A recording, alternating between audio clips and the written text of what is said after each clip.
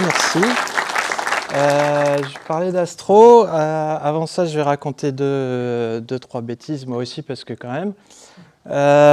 Donc déjà, ça fait quelques années maintenant que je travaille chez Proton. Vous connaissez peut-être Proton Mail, on fait plein de trucs, on fait plein d'autres trucs maintenant. J'en parle parce que je ne vais pas seulement vous parler d'astro, comme quoi c'est un framework cool que j'ai pris il y a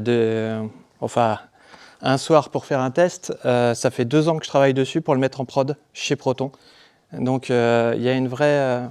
je ne vais pas vous survendre Proton, mais il y a un vrai lien. Et puis comme je suis un vieux du Lyon.js, ça me fait un petit peu quelque chose aujourd'hui. Et puis moi aussi je voulais ramener mon anecdote à la con.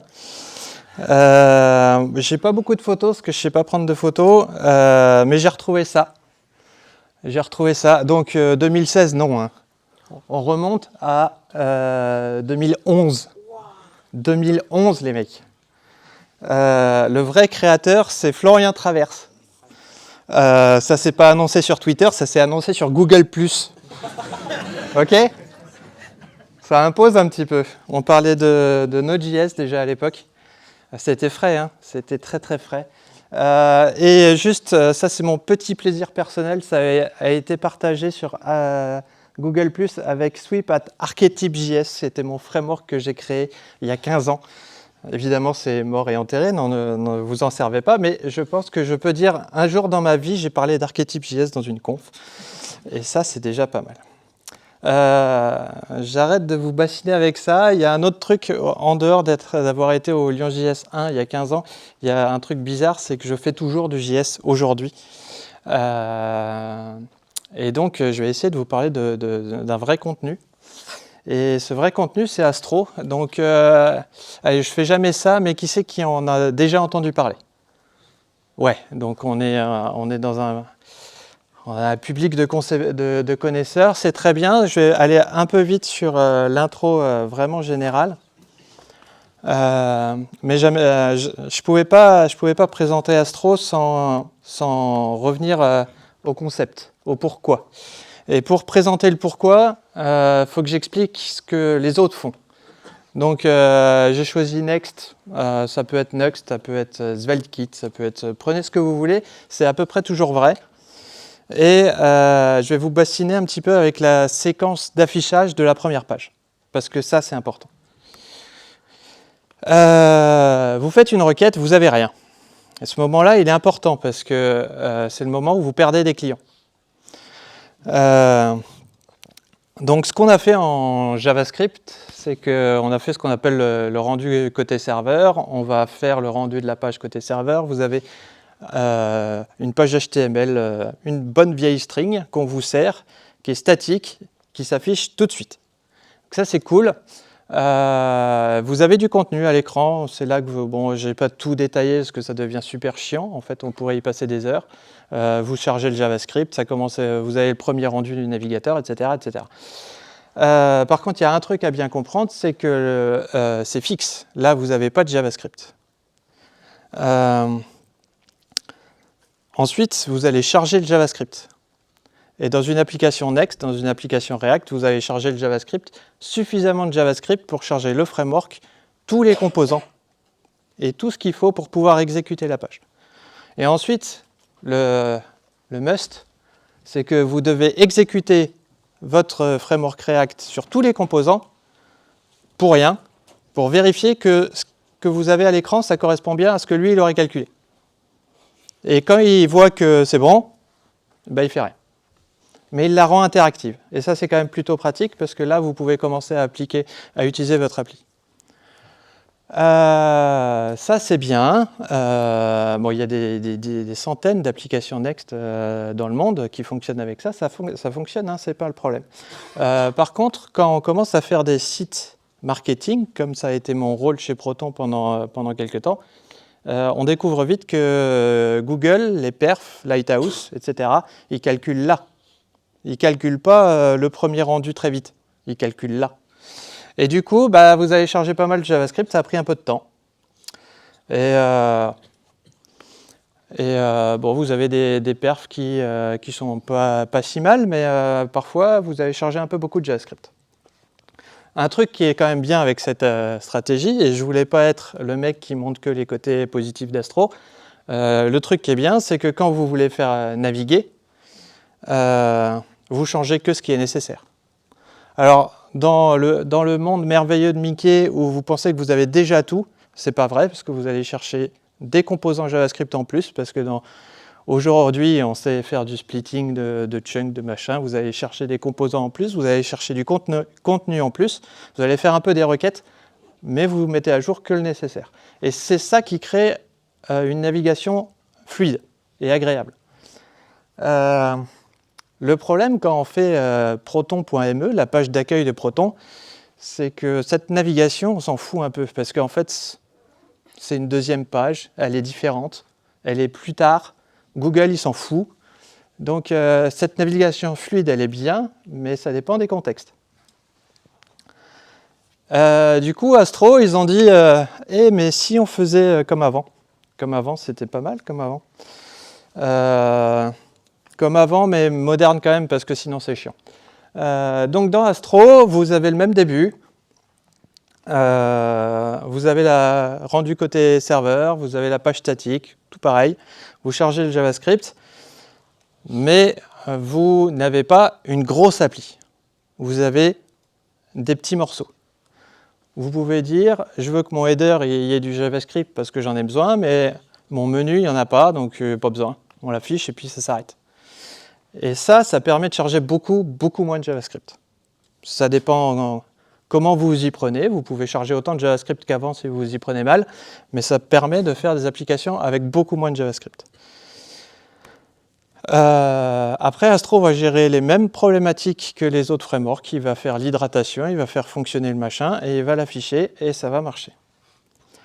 Là où ça change, évidemment, c'est que quand vous naviguez, vous faites une vraie navigation avec le navigateur. Vous déchargez tout, vous chargez une nouvelle page, etc. etc. Vous rechargez le JavaScript, vous recommencez la séquence. Par contre, c'est là qu'on découvre que en fait, les navigateurs, ils savent faire ça parce qu'ils ont été inventés pour. Et que du coup, les 3/4 du JavaScript, il les a déjà en cache. Le CSS, il les a déjà en cache. Il y a plein d'optimisations de l'univers dans les navigateurs pour faire que la transition entre une page et la suivante, elle soit fluide. Et donc, en fait, ça se passe pas si mal. Hein. Pas si mal. Et donc, voilà. Donc, la différence entre Astro et tous ses petits concurrents, c'est que Astro est le seul à refaire des pages. Donc, j'ai déjà dit à peu près tout ça.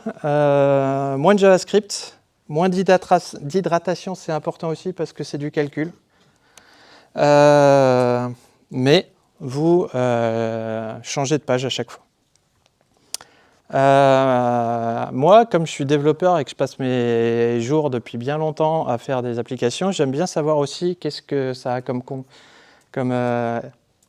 implication pour les développeurs, et ça peut être intéressant aussi de le savoir. Il y a un truc que j'apprécie beaucoup dans Astro, c'est quand vous faites un lien, vous mettez une balise A, vous ne faites pas un bouton link qui va utiliser du JavaScript compliqué pour aller modifier l'URL du navigateur sans faire semblant que en fait, tu ne veux surtout pas décharger l'application, etc., etc. Donc, c'est super simple, tu as des vraies pages.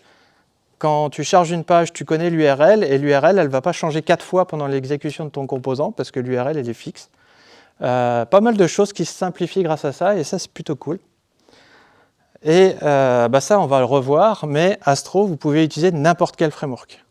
Donc, c'est pas j'ai vendu ma vie à Next, et puis du coup, je ne pourrai plus jamais changer.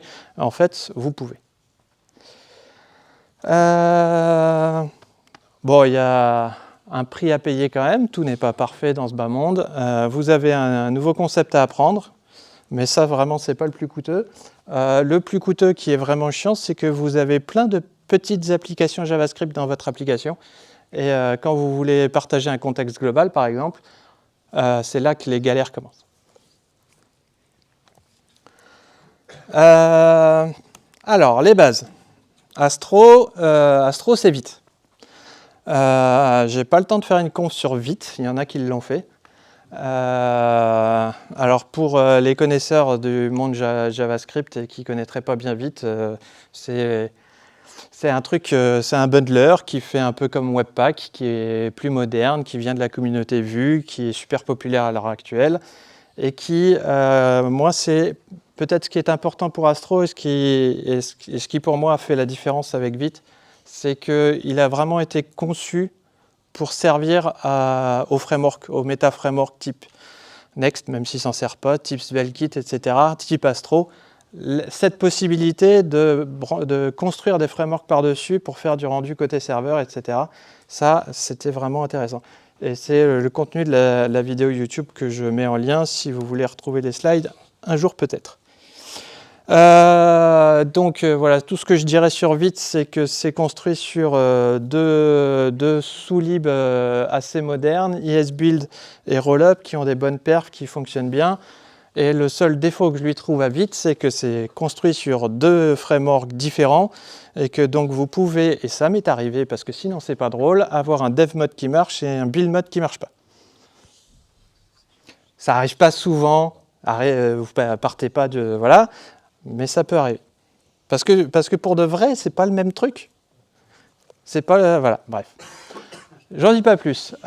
Si vous avez un doute que Astro c'est Vite, à gauche, c'est la conf Vite d'un SvelteKit. Et à droite, c'est une conf Astro, la vraie que j'ai utilisée chez Proton. Donc ça a la même gueule, ça utilise les mêmes trucs. Il y a même une sous-partie Vite dans la conf Astro. Enfin bon, bref, c'est Vite quoi. Il y a pas de... D'ailleurs, il ne le cache pas, hein, quand Astro fait une version majeure, c'est une version majeure de Vite derrière. D'ailleurs, quand il y a une version majeure de Vite, on sait que Astro va sortir une version majeure dans les 2 semaines. Au moins, c'est simple. Astro, on a beaucoup dit, Astro, c'est pour faire de la génération statique. Non. Astro, c'est Vite. Donc, si Vite, c'est faire les deux, Astro, c'est faire les deux. Nous, on utilise les deux. Tout le monde utilise les deux. D'ailleurs, aujourd'hui, c'est même ni l'un ni l'autre, c'est serverless. Vraiment, Astro ne prend pas de décision là-dessus. Vous avez les deux modes. Vous avez le mode statique, c'est dans la config. Vous mettez juste output statique, vous faites du statique. Donc, il va falloir générer toutes les pages. On en reparlera parce que c'était une vraie question chez Proton. Et mode serveur, vous avez un serveur JS plutôt standard qui permet d'exécuter un serveur et qui calcule les pages à la volée. Ce qui est sympa qu'ils ont fait ces derniers temps chez Astro, que j'aime bien, c'est la possibilité de faire des pages dans le mode inverse. C'est-à-dire que vous faites du statique pour les 3/4 de votre site, mais vous avez une page que vous voulez générer dynamiquement parce qu'il y a trop de combinatoires et que ça vous fait chier. Vous faites pré-render égale false et ça marche. Et inversement, si vous êtes en mode serveur mais qu'il y a la page d'accueil qui est matraquée et que vous en avez marre de la calculer, vous faites pré-render égale true et ça marche. Je vous le donne en 1000, si vous faites du statique et que vous mettez un pré-render égale false, ça va devenir un serveur. Sinon, ça ne marche pas. Voilà, alors le truc, si vous voulez avoir une idée en tant que développeur de ce que c'est Astro, c'est des templates.astro. Donc c'est Vite pour le bundler et des templates.astro. Les templates.astro, donc un nouveau fichier .astro, mais normalement vous n'êtes pas trop paumé. En tout cas moi je ne l'ai pas été. C'est simplement un fichier avec deux sections séparées par les petits tirets. La première section c'est du Node, brut, du Node. J'ai rien d'autre à dire, c'est du Node, vous faites du Node. Vous êtes côté serveur, hein, donc je dis bien Node, c'est pas juste du JavaScript. Vous êtes côté serveur, vous pouvez c'est async, hein, vous pouvez aller chercher des données, vous pouvez faire ce que vous voulez. Chercher n'importe quel lib Node normal, vous pouvez préparer vos données de la façon habituelle. Qu'est-ce qu'il y a en dessous, c'est votre template, et comme ils n'avaient pas envie d'inventer one more template, ils ont pris JSX. C'est du JSX.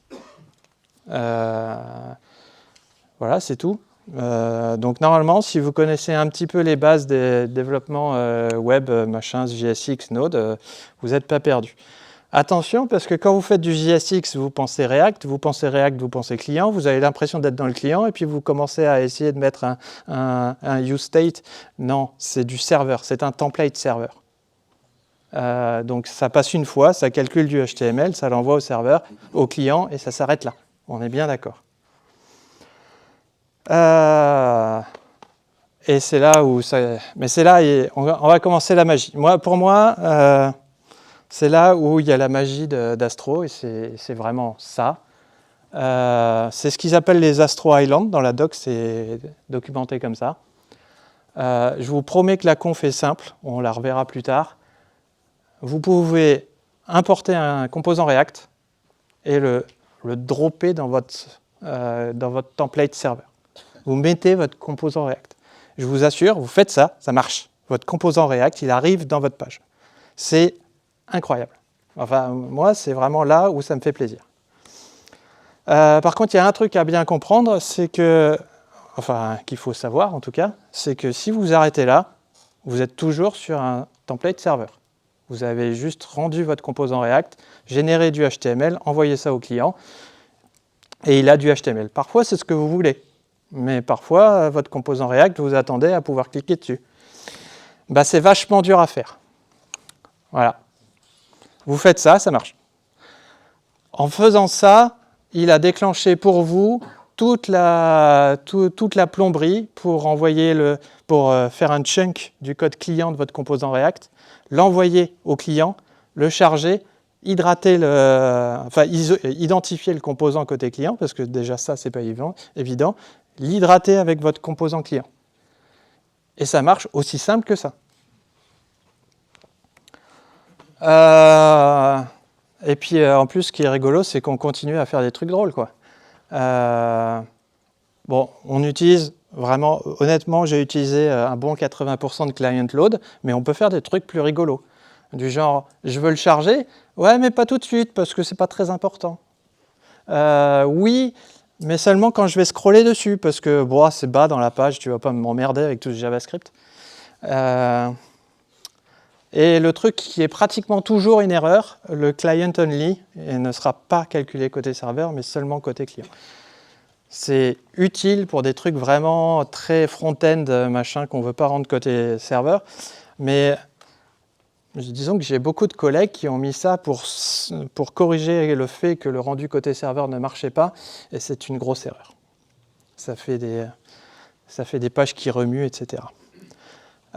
Continue dans la puissance. Astro, il s'en fout que ce soit du React. Vous pouvez prendre n'importe quel framework. Et vous pouvez en prendre plusieurs, si vous voulez. Est-ce que c'est une bonne idée de faire un site avec React et Svelte? Je ne pense pas.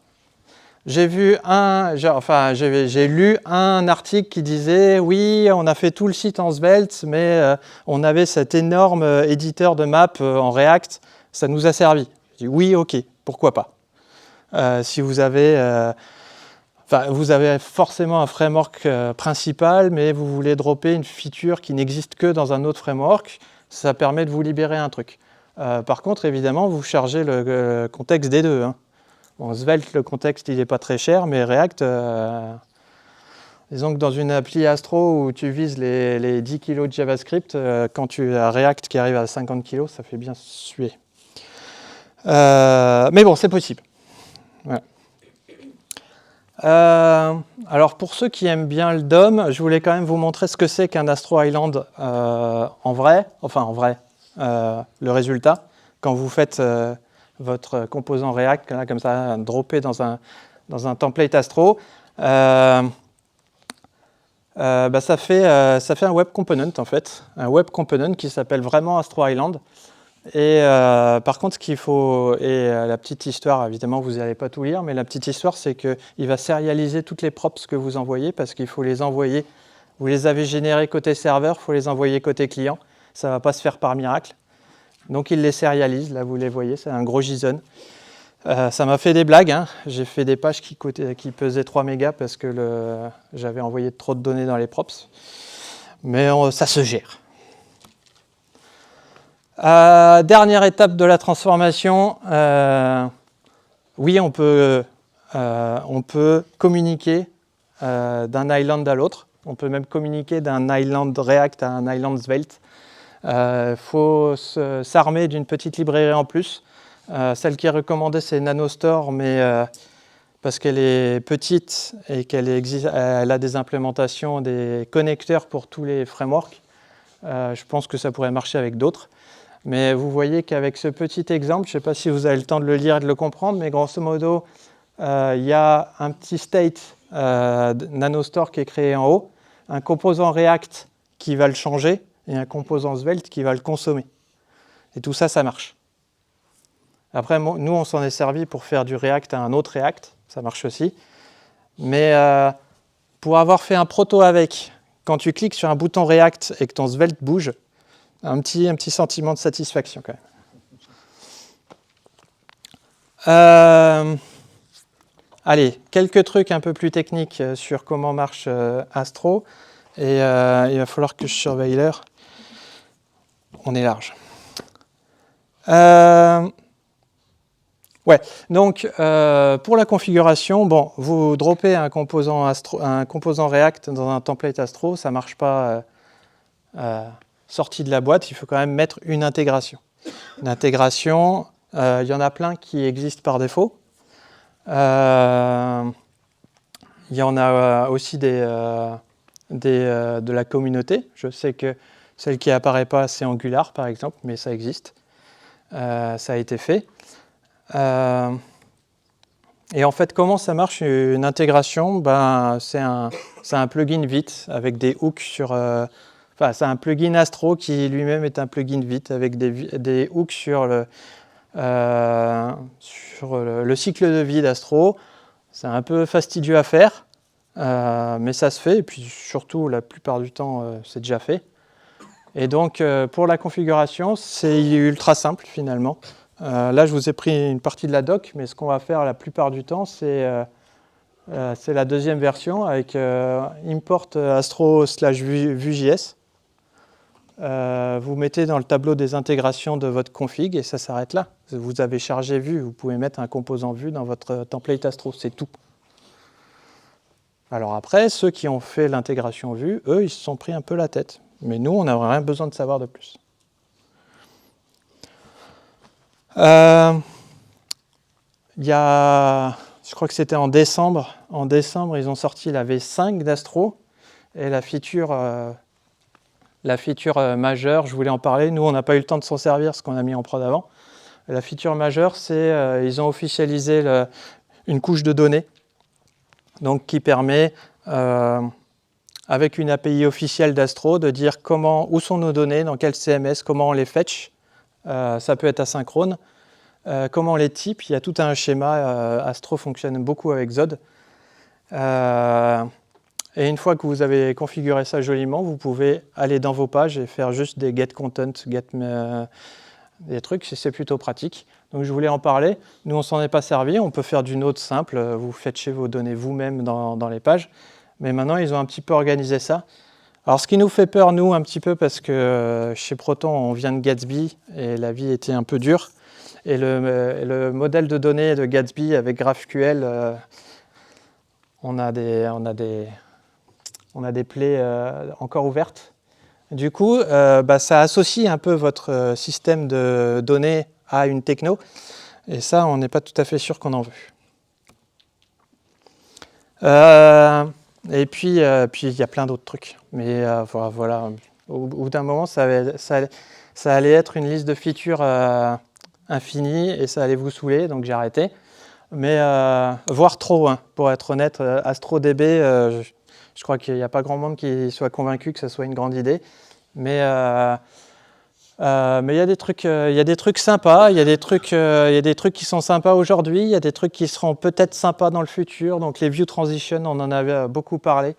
Donc Astro instrumente une fonctionnalité qui a été proposée, mais seulement implémentée dans Chrome, qui permet de faire des animations quand on passe d'une page à l'autre. C'est super waouh effect, même si j'ai eu la flemme de vous la faire. La question, c'est sur un site marketing de présentation de contenu, est-ce que c'est ce que vous voulez? En tout cas, nos marketeurs nous ont dit non. Donc, on ne l'a pas fait. Mais ça marche, c'est cool. Moi j'ai trouvé ça cool à faire le proto parce qu'on voit que le navigateur va charger la page en arrière-plan et il va faire une espèce de transition entre les deux. Je trouve que c'est rigolo ce que le navigateur en fait, mais ça, Firefox, visiblement, ils ont l'air de s'en foutre. Donc je ne sais pas si ça arrivera un jour. Mais en tout cas, c'est pratique à utiliser dans Astro. Il faut avouer qu'en 3-4 lignes de code, ça marche. Les middleware, c'est pratiquement des middleware express, mais c'est bien pratique quand on commence à faire des trucs un peu gros, etc. etc. Je suis super tôt, c'est bizarre. J'ai commencé en avance. Ça me rassure presque. Donc, comme dit, ça c'était le framework. J'espère que je vous en ai fait un aperçu suffisamment bon. Et moi, ce que j'avais vraiment envie pour ce talk, c'était de vous proposer un vrai retour d'expérience, parce que ça a pratiquement duré 2 ans chez nous. On avait une situation, on va dire, problématique, et on a fait une migration Astro pour essayer vraiment de solutionner, résoudre pas mal de problèmes. Donc ça, c'est le vrai schéma que j'ai fait quand je travaillais sur le truc. Je ne vais pas vous bassiner à tout vous montrer, je vous rassure. Qu'est-ce que je vous montre? Déjà qu'il y a 2 sites, et ça je vais vous bassiner avec par contre. Il y a proton.me, donc le site central de Proton, et protonvpn.com, c'est un deuxième site. Vous voyez que les deux sont faits avec Gatsby, mais pas tout à fait. Oui, j'ai mis un logo Grunt en 2025, et ben tant pis, parce que c'est à exister pour de vrai. Bon, bref, tout ça pour dire que c'était compliqué. Voilà, ce slide, si vous retenez qu'un truc, c'est que c'est compliqué. Je suis allé prendre le dernier State of JS, et j'ai pris les frameworks web. Dans lequel on trouve Astro, dans lequel on trouve Gatsby. Et le site a été créé en 2020. Donc regardez la position de Gatsby en 2020, c'était pas déconnant. Hein. Je veux dire, il y a plein de gens qui ont pris Gatsby en 2020. C'était pas mal. C'est aussi pour essayer un petit peu de défendre mes petits collègues. Je veux dire, bon, ça arrive de prendre le mauvais choix, quoi. Ça s'est cassé la gueule, quoi. Mais vraiment. Ça, c'est la version avis positif, je crois. Positivity. Voilà, c'est l'onglet Positivity à droite. Donc, grosso modo, tout le monde déteste. Et je vous rassure, chez nous, c'était pareil. Mais c'était haï, quoi. C'était fort. Je vous passe en revue deux, trois petits plaisirs qu'on avait. Je crois que le pire du pire, c'était 1 heure de build. Il y avait 2 gigas d'images qu'on ne cessait de recompresser à chaque fois les mêmes. Et de faire toutes les petites variantes voilà. Il y avait 15 000 pages, je crois, un truc comme ça, qu'il faut recalculer à chaque fois. Parce que nos marketeurs avaient décidé qu'il fallait traduire il fallait toutes les versions de toutes les langues, de tous les articles de blog, jusqu'au début du blog, même si les articles n'étaient pas traduits. Donc on avait une version russe de l'article de blog en anglais, mais c'était une page à part, parce qu'il fallait. Je ne suis toujours pas convaincu que ça sert à quelque chose, mais il fallait. Du coup, on avait 15 000 pages, ça prenait une plombe, c'était l'enfer. Du coup, déployer une archive de 8 gigas sur les serveurs, ça prend des plombes. Enfin bon, bref, c'était dur. Ça c'est du pur Gatsby. Par contre, le modèle GraphQL pour charger les données dans Gatsby, ça c'est l'enfer. Vraiment, c'était pas une grande idée. Je ne sais pas s'il y a des grands défenseurs de GraphQL ici, mais je pense qu'en tout cas, le GraphQL de Gatsby, c'était pas une grande idée. Et on avait des mauvaises perfs. On avait beaucoup de JavaScript chargé sur le client. Donc on s'est dit, allez, on cherche, on a failli prendre Next, mais on a dit non, on est ballsy, on va faire autre chose. on va prendre Astro. Et on s'est dit, évidemment, ça va résoudre tous les problèmes. On change de stack, donc ça résout tous les problèmes. Et s'il y a un seul truc que je peux vous dire, c'est que Astro, aussi bien que ce soit, ça ne résout pas tous les problèmes. Surtout que dans beaucoup... Enfin, je veux dire, c'est vrai, là, je dépasse un peu le Astro, c'est tous les projets informatiques. Changer votre tech, ça ne va pas résoudre tous vos problèmes. Et vous en avez plein d'autres, des problèmes. Et encore là, je n'ai pas mis les problèmes humains, donc je ne parlerai pas aujourd'hui. Donc le but, c'était quand même de faire un truc un peu bien sur différents niveaux. Donc en fait, on s'est retrouvé à tout refaire, quoi, finalement. Alors tout refaire avec, vous pensez bien que, comme dans toute société, vous ne pouvez pas dire à votre chef « tu sais, ton site public où tu as fait toutes tes annonces de nouveaux produits, on ne va plus le changer pendant 1 an parce qu'on refait tout ». Donc non, évidemment, ça ne marche pas. Donc il faut trouver une façon de faire ça progressivement en sous-marin. Voilà. Donc la première stratégie, et le premier truc qu'on a fait pour y arriver, c'était de faire un monorepo. Donc on avait un bon vieux monolithe dégueulasse. On a fait un énorme monorepo. On a tout découpé. On a dit les composants pour faire ci, c'est là. L'accès au CMS, c'est ici. Ça nous a permis de commencer à réfléchir par tête. C'est-à-dire qu'on avait une tête pour le site Gatsby et on a sorti une nouvelle tête pour le site Astro qui consommait les mêmes composants React. Ça, quand tu commences à le mettre en place, ça commence à faire plaisir. Évidemment, on a pris des trucs un peu modernes pour le faire et un PNPM install, ça fait plaisir aussi. Ensuite, il fallait résoudre le problème des images et encore une fois, ça, c'était pas spécialement du Astro.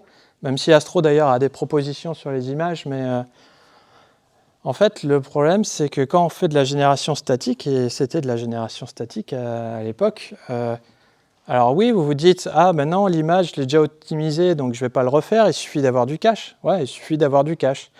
Jusqu'au jour où pour une bonne ou une mauvaise raison, le cache est invalidé. Ah oui mais il y a une fichier de conf qui a changé, moi je ne sais pas, j'invalide le cache. Du coup je recalcule toutes les images de zéro.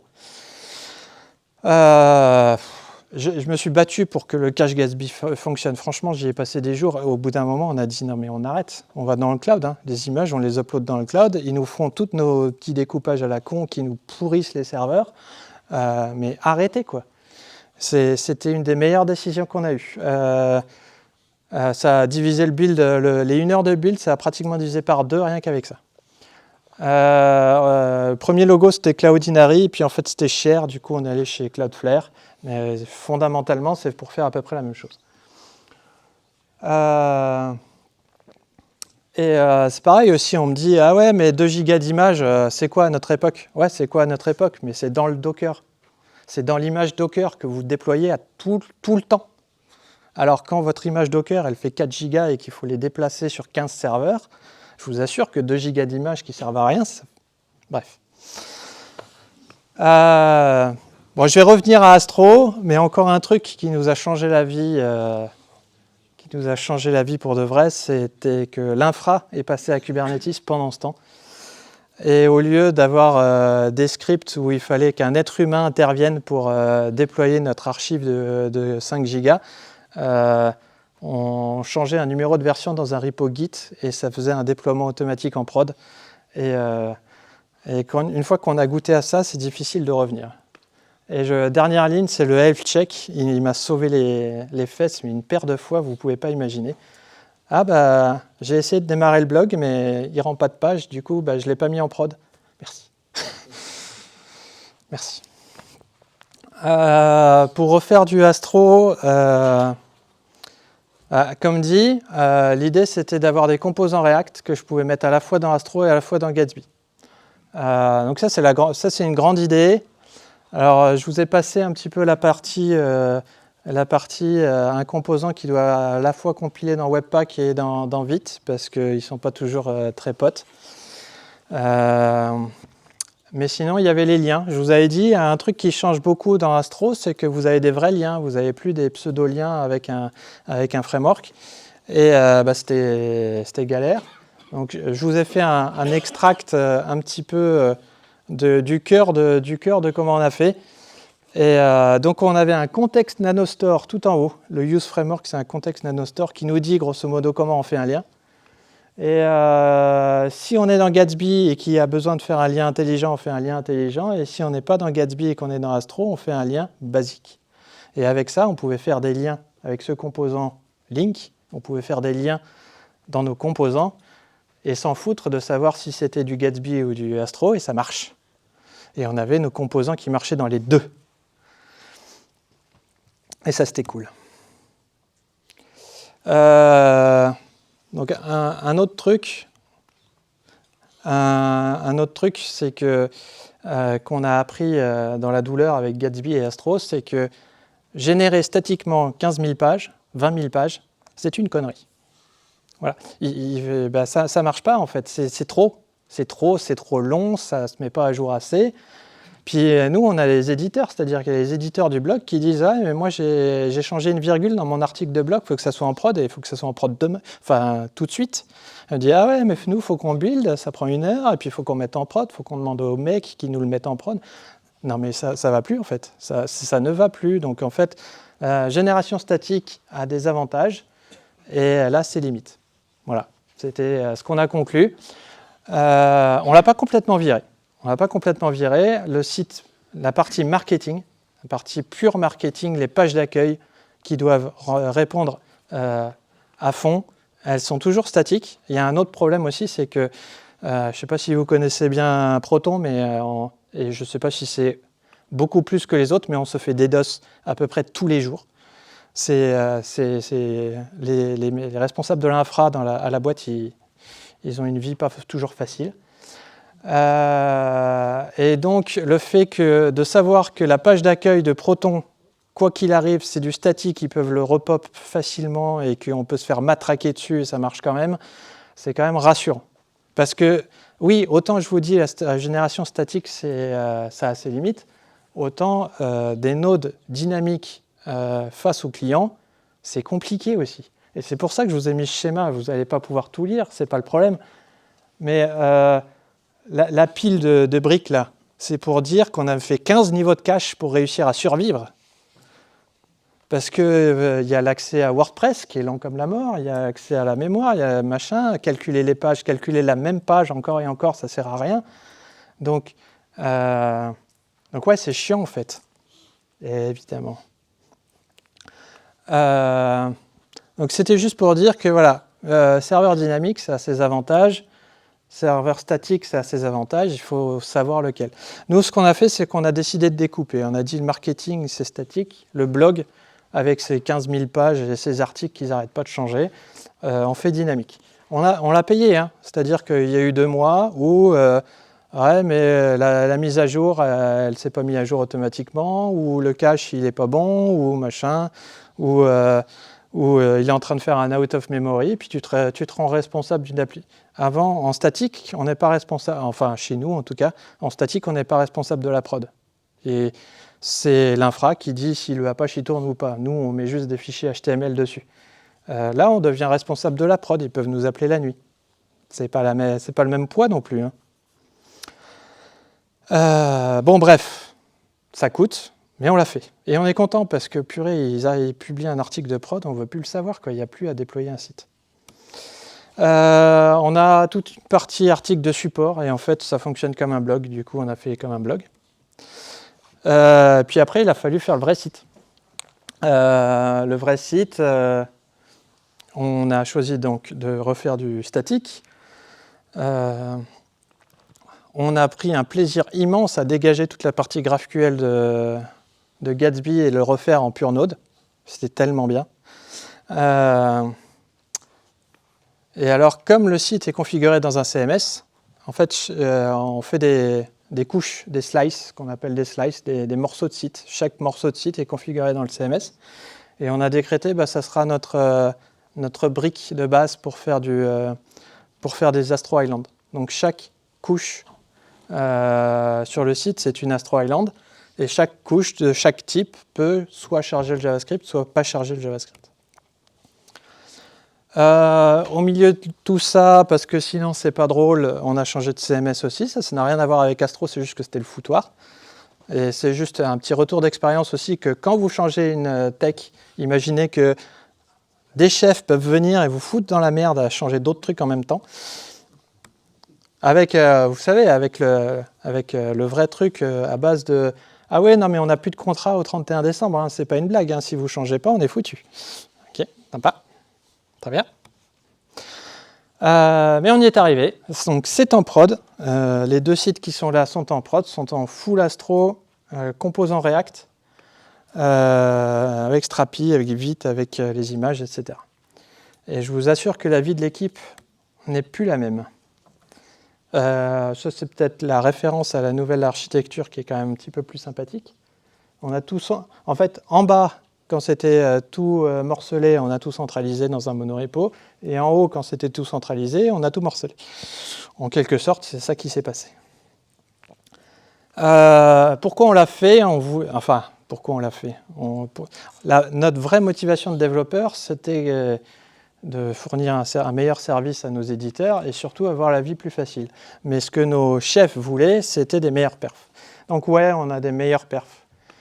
Donc j'ai pas de graphe parfait parce qu'on a quand même fait une livraison en morceaux. Il n'y a pas eu un jour où on a mis tout en prod du jour au lendemain. Mais on a gagné une dizaine de points. Et c'est important, pour de vrai. Pour nous, c'était... voilà. Bon, c'est toujours 15 minutes la CI, je ne suis pas satisfait, mais bon. Pour nous, alors ce qu'il faut imaginer, c'est qu'un serveur de dev Gatsby, il commence par charger toutes les données avant de seulement rendre la première page. Donc vous chargez toutes les données du CMS de peut-être un jour pour rendre une page, et ça c'est chiant. Vite, lui, il fait rien, du coup ça va mieux.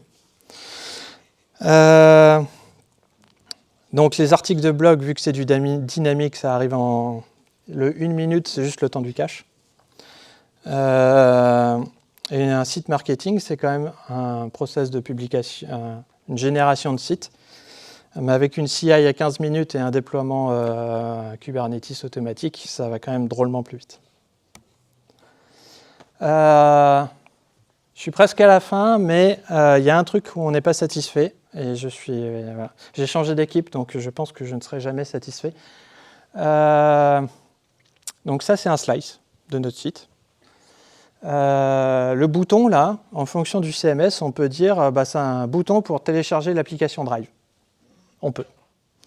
Mais du coup, télécharger l'application Drive, c'est chiant parce qu'il faut aller chercher des fichiers de configuration de quelle est la dernière version, etc. Donc il y a plein de JavaScript. Le bouton Download, c'est une merde. Donc on a besoin de pas mal de JavaScript juste là. Tout le reste, c'est du statique. L'image, elle vient du CMS, les textes, machin, c'est tout statique. Sauf que nous, on a décidé de choisir si on charge le JavaScript dans Astro au niveau du slice. Donc, est-ce que le slice a besoin de JavaScript? Bah ouais. Enfin, voilà. Il en a un peu besoin. Donc, clairement, il va falloir qu'on aille plus loin et faire des islands beaucoup plus petits pour être beaucoup plus performants. On pourrait aussi négocier de virer React parce que on n'est pas loin de 200 kg de JavaScript, donc React, c'est 50. Donc c'est un quart du truc, c'est juste le framework, gratos, merci. Sachant que honnêtement, notre site, je pense qu'en target, on pourrait viser 20-30. Avec un bon framework et le peu de JavaScript dont on a besoin pour faire des petits trucs comme là. Pourquoi quoi Bon, allez, c'est pas grave. Donc voilà, on a envie de faire encore mieux. Mais ce qui est vraiment bien avec Astro, c'est qu'on sait qu'on peut faire encore mieux. Ouais, c'était ma belle conclusion. Voilà, je crois que j'ai fait le tour. Du coup, ouais. Merci.